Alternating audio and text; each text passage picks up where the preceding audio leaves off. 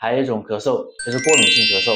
也是小朋友经常容易患的一种咳嗽症型。这2、3天了，他发作是前天的下午，白天咳，早上起来，特别是早上起来那一阵就比较厉害。以前都没咳过，还是经常咳。你这个咳一次是经常咳嗽啊，经常咳嗽啊，感冒呀。对，是有鼻炎。过敏性咳嗽的小朋友，第一点就是爱出汗，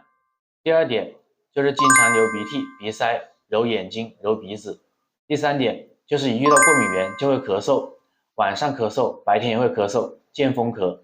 其实过敏性咳嗽从中医的角度来看，是小孩子体内太过于虚寒，脾胃虚弱，导致寒湿内沉，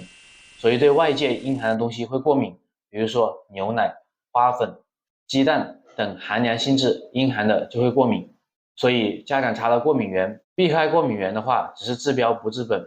根本原因还是把体内的阳气给恢复过来，改变自己的体质，